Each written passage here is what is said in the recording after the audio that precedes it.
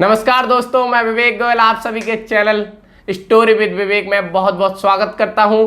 आज मैं लाया हूं आपके लिए एक ऐसी सीरीज जिसमें मैं आपको बताऊंगा पूर्ण पुरुषोत्तम भगवान श्री कृष्ण के बारे में। जी हाँ दोस्तों, जिसे हम ब्रजवासी प्यार से कान्हा बुलाते हैं।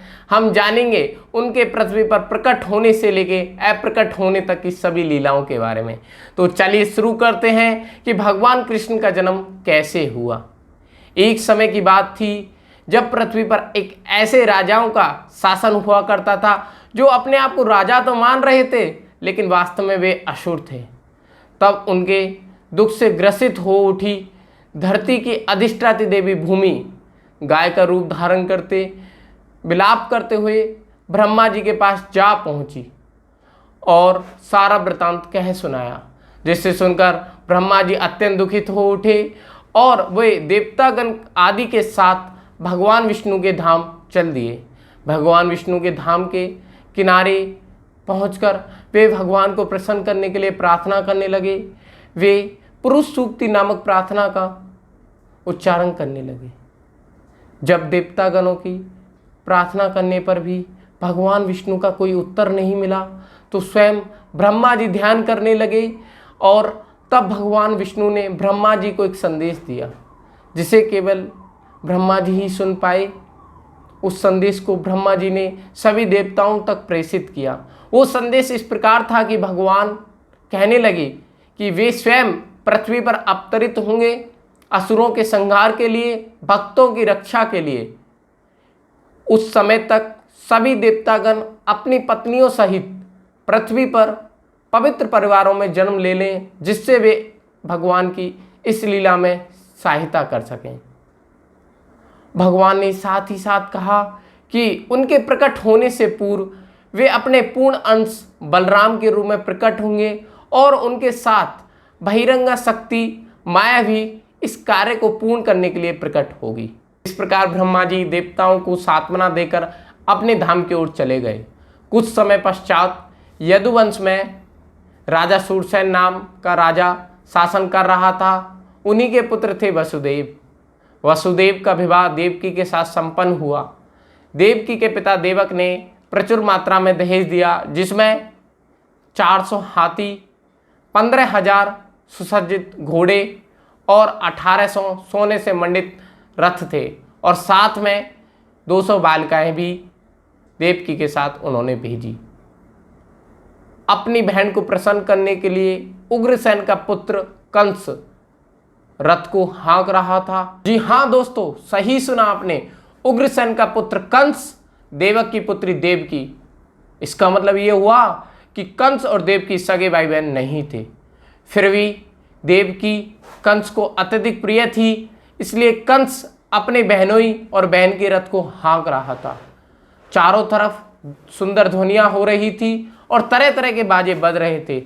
इसी बीच एक आकाशवाणी हुई, हे मूर्ख कंस, जिस बहन और बहनोई के रथ को तू हाँक रहा है, उसी बहन की 8वीं संतान तेरा वध करेगी। यह सुनते ही कंस ने अपनी बहन देवकी के बाल पकड़ लिए और अपनी तलवार से उसे मारना चाहा।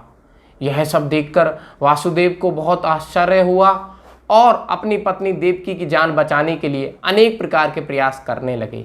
उन्होंने सबसे पहले कंस को समझाया और अनेक तर्क वितर्क भी दिए। उन्हें कंस के यश में होने वाली कमी के बारे में भी चेताया और आखिर में कंस से प्रार्थना भी की।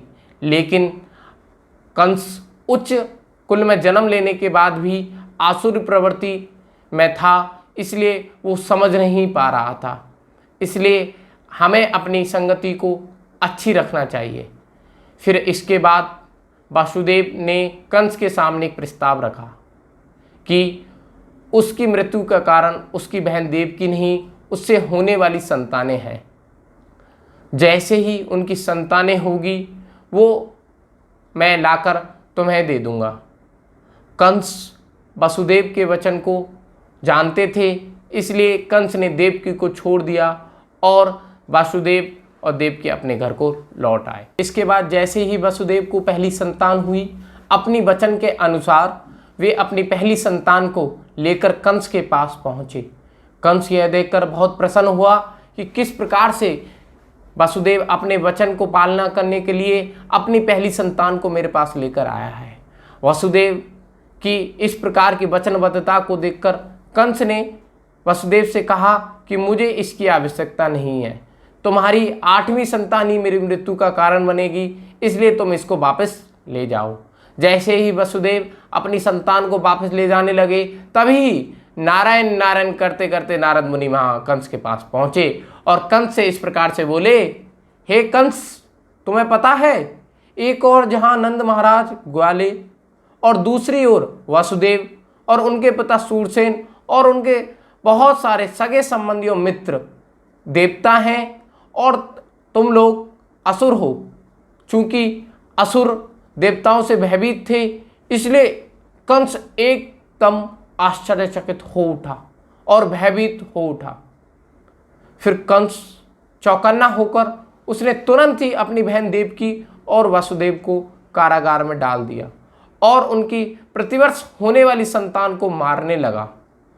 कंस इस बात से भयभीत था कि देवताओं ने जन्म ले लिया है तो अवश्य ही भगवान विष्णु शीघ्र ही अवतार लेंगे, इसलिए वे वसुदेव की प्रत्येक संतान को कृष्ण समझकर मारने लगा। तो अब यहाँ प्रश्न आता है कि क्यों नारद मुनि ने कंस को बताया यह सब, क्यों नारद मुनि ने बताया कि देवताएं जन्म ले चुके हैं, भगवान कृष्ण का अवतार होगा उसे मारने के लिए। तो इस बात को जानेंगे हम अगली वीडियो में। तब तक के लिए आप कमेंट कीजिए कमेंट बॉक्स में और हमें बताइए कि क्यों नारद मुनि ने कंस को बताया। तब तक हमारे चैनल को सब्सक्राइब कीजिए, लाइक कीजिए और हमारे साथ बने रहिए।